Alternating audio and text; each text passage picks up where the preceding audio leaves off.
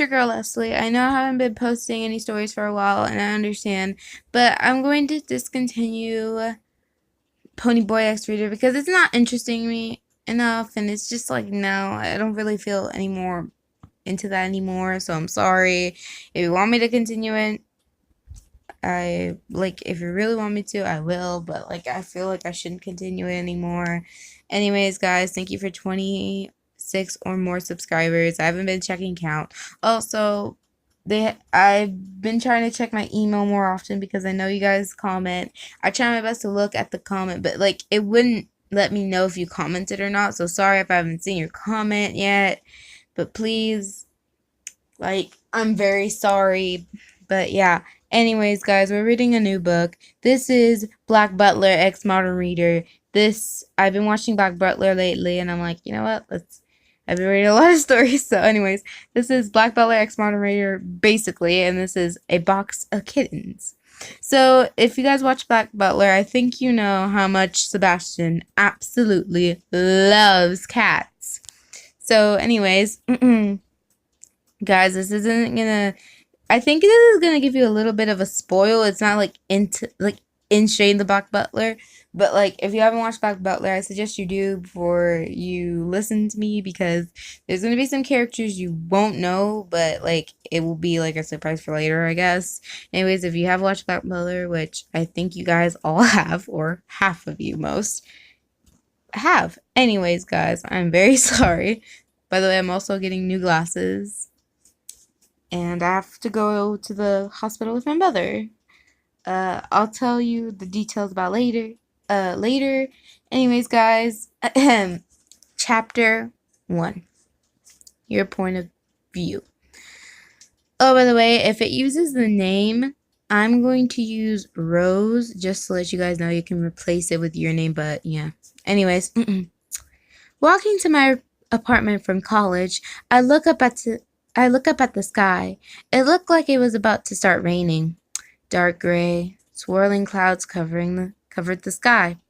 The sunlight barely able to peek through. Just a typical day in London, I thought miserably to myself. Sure enough, soon after, I felt a soft pitter-patter of rain on my head. The rain only continued to get heavier. People on the streets ran inside, keeping themselves dry. I continued on walking. My flat street was only around the corner. Turning that corner, I accidentally kicked something. I looked down and saw it was a large box. Now, being me, I would have just walked off, complaining loudly about people leaving litter on the streets, if it just given out muffled meows. I looked down at the box and tilted my head to the side in confusion. I kicked it again. The box mewed angrily and let out a few hisses. Poor kitties, being left outside alone in the rain, I mumbled, as I hitched my bag up into my shoulders properly. I bent down and picked up the box. The box, in turn, giving a couple shocked mews. I carried on walking, but at a faster pace, until I reached my flat, or house. I put the box down gently, and I rummaged through the contents of the pocket of my hoodie. Phone, pen, another pen, candy wrapper. Aha! I pulled out my keys and inserted them into the lock. Hearing the satisfying click, I put the keys back in my pocket and picked up the box again, careful not to hurt the kittens within. I kicked the door open and went inside, locking the door behind me. I trotted up the stairs. I lived alone in this apartment, with no one but myself. I didn't even have any pets around. These kittens should be more than enough to keep me company. I switched off the light and set the box on my little coffee table. I smiled at the box before I left the room to put my shoes away. Seal's point of view. I woke up in a box. It was dark, but I could still see all right. Last time I remembered was being turned into a cat and being shoved in the box. I looked down. Yep, still a cat. Oh, master, it appears that you have awoken, I hear a voice whisper in my ear. I turn around and Sebastian, also a cat, was standing right beside me. I jumped when he spoke and fell backwards. Sebastian, don't do that. You nearly gave me a heart attack. He chuckled. It sounded odd. Not what I'm used to. Not that I'm used to, due to the fact that there was a slight purr to his voice. Yes, my lord. Oh, Bassie! Grow yelled, pouncing on top of Sebastian. Sebastian switched positions, so he was on top. Now, Bassie, please be gentle with me. Sebastian jumped off and moved to the other side of the box, away from Grow. Grow wasn't done. He kept jumping around trying to get Sebastian, but he kept dodging him. It would have been quite amusing if this didn't already happen on a daily basis. The jumping on Sebastian, not turning into cats. They're at it again, Claude sighed. They're quite amusing, those two. Undertaker laughed, rolling around on his back. Elias was sleeping.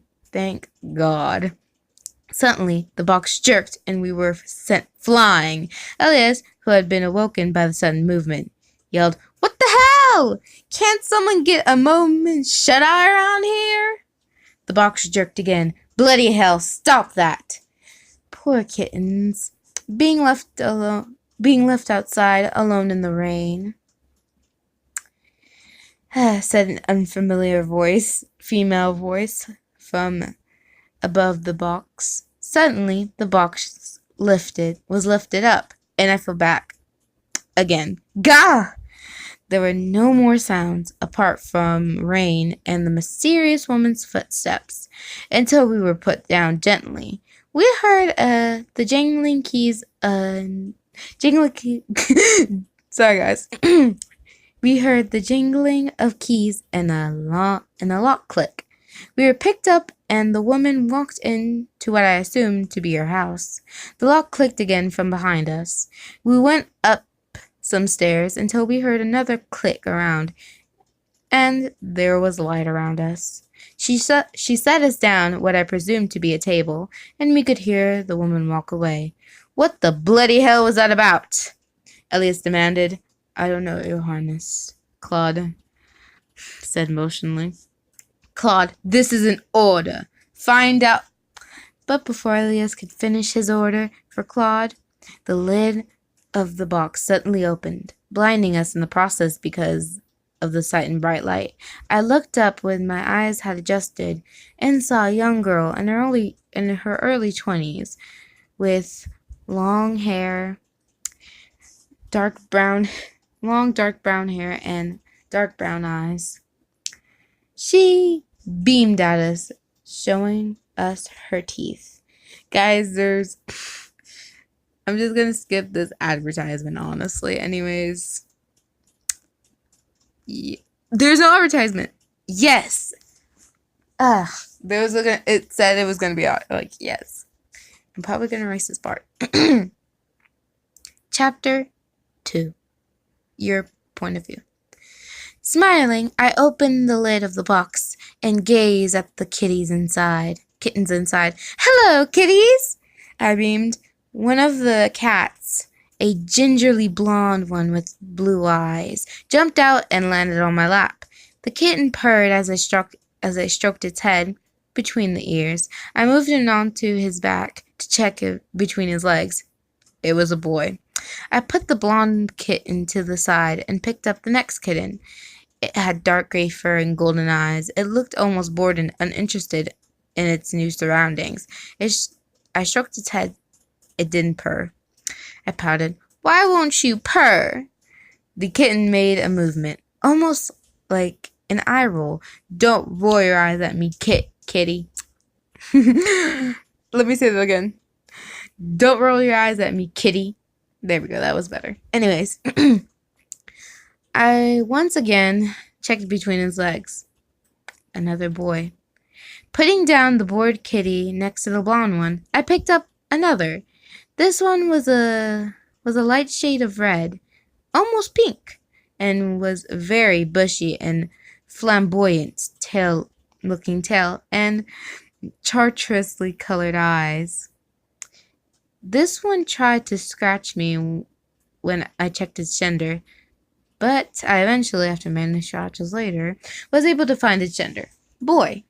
The next kitten was black pitch and had red eyes. It purred loudly, making the gold-eyed one roll his eyes again. This one, too, was a boy. The next one was a light gray with long fur. This one had fur growing in front of its eyes, with long scars on its face and neck. I moved my hand to look underneath the fur into its eyes, when it suddenly hissed and swiped a paw at me. Okay, I won't touch it, I muttered to the kitten, who immediately calmed down at my words. Despite trying to scratch me when I moved its fur, it didn't when I looked between its legs, boy. The last kitten didn't seem to be willing as the others. It ran around the box, avoiding my hands. Once I finally got a hold of it, I was finally able to get a good look. It was a gray-blue fur and one bright blue eye, its left, while the other, the right, was a bright purple, with what looked like a pentagram in the middle. It was stiff as I checked. Like the others, it was a boy. Wow, all of you are boys? I wonder why you guys look so strange, I wonder aloud. The golden-eyed one jumped onto the coffee table and started pawing at the air towards a large poster. This poster is one of my favorite animes, Black Butler, or as it's also known. Guys, I cannot pronounce this. I'm sorry, but Kuroshitsuji, whatever. I cannot pronounce it. I only call it Black Butler. I'm sorry, guys. Anyways, continuing. The other kittens joined the golden-eyed kitten and continued to stare confusingly at the poster. They looked so similar to the characters. I thought, maybe I should name them after them. Okay, kittens, I announced, causing them to turn and look at me, sitting in a line. I need to name you guys now. Since you guys look like them up there, I pointed at the poster. I'm gonna name you after them. You'll be Sebastian. I pointed at the black cat with red eyes. You'll be CL.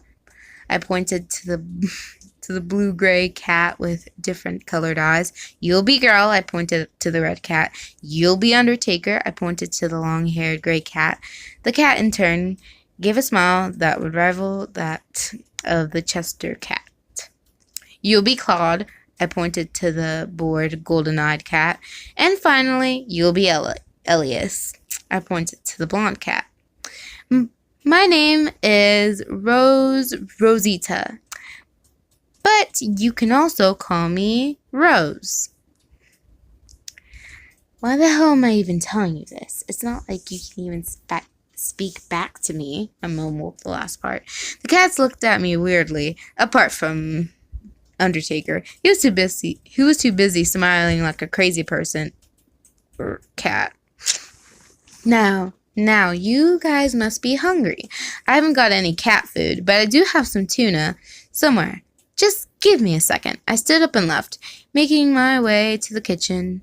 I rummaged through the cupboards and eventually find a few cans of the stuff. I opened them and put them into each small bowls. I picked up the bowls, making sure that I won't drop them. I headed into the living room. Kitties, dinner's ready. Sebastian's point of view. After the young lady finished checking the young master's gender, she puts him down next to me. Almost immediately after that, Claude jumped onto what I presumed to be a coffee table and stared at something on the wall that neither of us noticed before. We jumped up next to him to get a better look of what the thing was. It was a colored photograph of some sort. It was hanging on the wall. The photograph held images almost of everyone we knew. Me, young Master, Finian, Bardroy, Marion, Grell, William, T. Spears, Ronald Knox, Undertaker Claude, Elias, and Lady Elizabeth. How she managed to accomplish this, I have no idea, but I will find the information for my master. Okay, kittens, she announced. We turned to face her, sitting in a line. I need to name you guys. Now, since you guys look like them up there, she pointed at the color photograph on the wall. I'm going to name you after them. You'll be Sebastian, she pointed to me. You'll be Seal, she pointed at the young lord. You'll be Girl, she pointed to the obnoxious idiot known as Girl. You'll be Undertaker, she pointed to the Undertaker, and gave a nervous look as he smiled broadly at her. You'll be Claude, pointed at the pathetic excuse for a butler. And finally, you'll be Elias, she pointed to the annoying trancy brat. My name is Rose Rosita, but you can call me Rose. Why the hell am I even telling you this? It's not like you can speak back to me. She mumbled the last part. I gave her a weird look as to know how she knew our names. Undertaker kept grinning at her. Now, you guys must be hungry. I haven't got any cat food, but I do have some tuna somewhere. Just give me a sec. She stood up and left, making her way towards perhaps the kitchen? I heard her looking through the cupboards, so yes, I assume that's the kitchen. How did she know our names already, and how did she get a colored picture of us? The young lord asked. I don't know, my lord. Shall I find that information for you? I asked, knowing the answer that would be a yes. Yes, Sebastian, this is an order. Find out where we are and how she got that picture. Yes, my lord. I did an attempt at the box, which turned out to be a simple bow of my head. Attempted a bow. Oopsie. Kittens, dinner's ready, the girl, Rose said, came back into the room, holding 6 bowls of pinkish-looking fish. Why does he get to finish his order, but not me? Let me say that better. Why does he get to finish his order, but not me? Elias demanded. Claude didn't answer. Okay, guys, so I hope you enjoyed me reading 2 chapters, Chapter 1, Chapter 2 of Black Butler X Modern Reader, or known as A Box of Kittens. Anyways, guys, you can replace what I said with your names. But please, guys, I hope you enjoyed it. And if you have any requests for what I should read after we finish reading this book, because I think it's still uploading or it's finished. I do not know. I forgot. Anywho, yeah, guys. Hope you guys enjoyed it. Bye and peace. I had to leave behind my brother. I'm still